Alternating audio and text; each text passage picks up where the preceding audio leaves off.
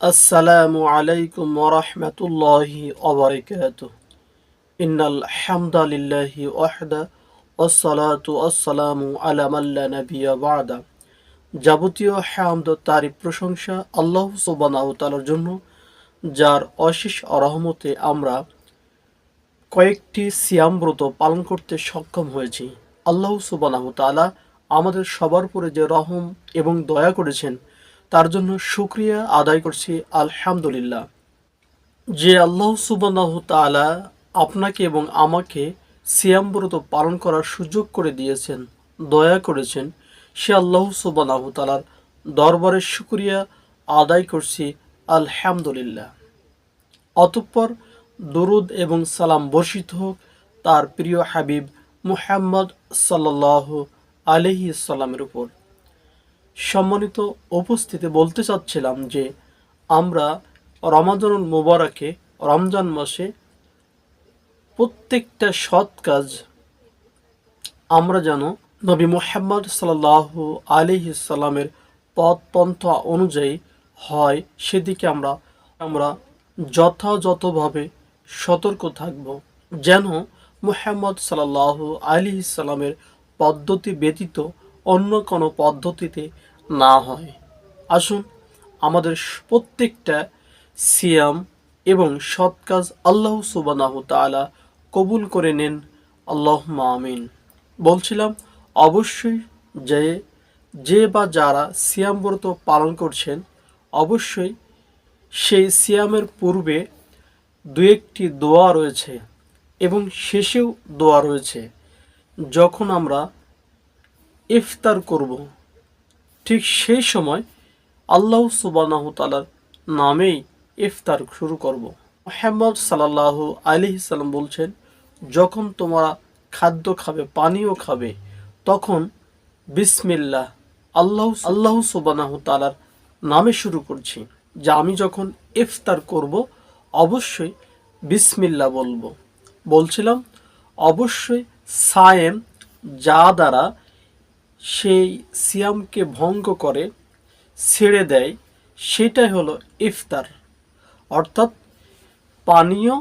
খাদ্য পানীয় যা কিছু খায়, যেটা সে পান করে এবং খায়, ওইটাই হলো ইফতার।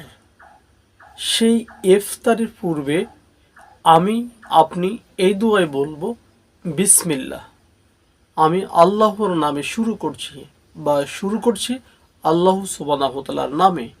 আপনি ইফতারের পূর্বে যথাযথভাবে কোরআন এবং হাদিস থেকে যতগুলো দোয়া আছে, আপনি ইফতারকে সামনে রেখে অনেক দোয়া বলতে পারবেন, নিজে নিজে বলবেন। আপনি এবং আল্লাহ সুবহানাহু তাআলার মাঝে কাউকে মাধ্যম হিসাবে ব্যবহার করবেন না, সরাসরি আল্লাহ সুবহানাহু তাআলার কাছে দোয়া করবেন। অবশ্যই আল্লাহ সুবহানাহু তাআলা দোয়া কবুল করবেন। সায়েমের দোয়া আল্লাহ সুবহানাহু তাআলা কবুল করেন। অতএব ইফতারি পূর্বেই যে দোয়া কবুলের বিষয়টা আছে, অবশ্যই আপনাকে খেয়াল রাখতে হবে যে তার পূর্বেই কিছু দোয়া বলি কোরআন থেকে, হাদিস থেকে। অবশ্যই ইফতারি পরে যখন সে খাদ্য শেষ করবে, আল্লাহ সুবহানাহু তাআলার প্রশংসা জ্ঞাপন করবে, আলহামদুলিল্লাহ বলবে। যাবতীয় হামদ প্রশংসা আল্লাহ সুবহানাহু তাআলার জন্য। আলহামদুলিল্লাহ বলে শেষ করবে। এরপরে যেটা হাদিসে আছে, জাহাবাত জামাউ আবতাল্লাতিল উরুকু ওয়া সাবাতাল আযরু ইনশাআল্লাহ। যাহাবাত জামাউ আবতাল্লাতিল উরুকু ওয়া সাবাতাল আযরু ইনশাআল্লাহ। এভাবে দোয়াটা বলবেন, যার অর্থ হলো তৃষ্ণা পিপাসা দূরীভূত হলো, শিরা উপশিরা সিক্ত হলো, আর আল্লাহ সুবহানাহু তাআলা চাইলে নেকি সওয়াব পুরস্কার নিশ্চিত হলো। আমরা জানতে পারলাম যে অবশ্যই আমি যখন ইফতার শেষ করলাম, খাওয়া শেষ করলাম, তখন আল্লাহ সুবহানাহু তাআলার প্রশংসা অনুযায়ী বলছি যে আমার তৃষ্ণা পিপাসা দূরীভূত হলো। যে সমস্ত শিরাগুলো চুপসে ছিল, একেবারে ক্ষীণ ছিল, সেগুলো আবার সিক্ত হলো। আর আল্লাহ সুবহানাহু তাআলা চাহেতে অবশ্যই পুরস্কার নিশ্চিত হলো। এখানে আমরা জানি যে অবশ্যই কোনো দিন মজুরি অথবা কোনো কৃষক তার কর্মক্ষেত্রে 6 ঘন্টা 5 ঘন্টা যখন কাজ করে, কাজের পরেই তার আশ্বস্ত আছে আলহামদুলিল্লাহ কাজটা শেষ করলাম। যে ব্যক্তি কাজ করার পরে শেষ করে, অর্থাৎ কাজ সমাপ্ত করে, কাজটি শেষ করে, কাজটি সমাপ্ত করে, তখন সে আশা করে মনিব আমাকে অবশ্যই পূর্ণাঙ্গ মজুরি দিবে। এই আশা আকাঙ্ক্ষা সবারই থাকে যারা দৈনন্দিন কাজ করে অফিসে, আদালতে অথবা ব্যবসা বাণিজ্য অথবা দিনমজুরি অথবা মাঠে ঘাটে। যেভাবে সেই লোকটা আস্থা রাখে, আশা করে কাজ শেষ হওয়ার পরে অবশ্যই কাজ শেষ হয়েছে, আমার মুনিব, আমার মালিক অবশ্যই আমার পূর্ণ মজুরি আমাকে অবশ্যই দিবেন। যে ব্যক্তি কাজ করার পরে, পরিশ্রম দেওয়ার পরে আশা রাখে, ঠিক তেমনি এই দোয়ার মাধ্যমে সেই ব্যক্তি বলতে পারে যে অবশ্যই আমি আমার রবের প্রশংসা করলাম, ইবাদত করলাম, বন্দেগী করলাম, সিয়াম ব্রত পালন করলাম, তিনি আমাকে যথাযথভাবে পুরস্কৃত করবেন, পুরস্কার দিবেন অথবা তিনি নেকি দিবেন। অথচ মুহাম্মদ সাল্লাল্লাহু আলাইহি সাল্লাম বলছেন, যে ব্যক্তি ঈমানের সহিত সওয়াবের আশায় সিয়াম ব্রত পালন করলো, তার পূর্বের সকল গুনাহ আল্লাহ সুবহানাহু তাআলা মাফ করে দিবেন। তাহলে ঈমান থাকা লাগবে, সওয়াবের আশা করা লাগবে।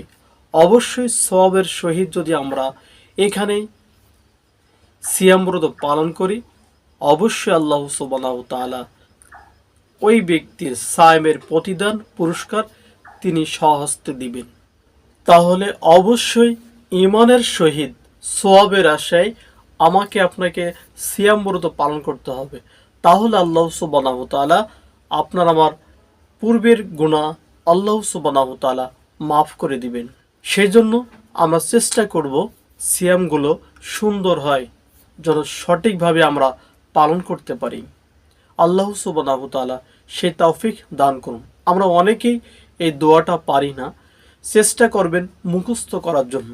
আল্লাহ সুবহানাহু তাআলা আপনাকে আমাকে এগুলো আমল করার তৌফিক দান করুন, আল্লাহুম্মা আমিন।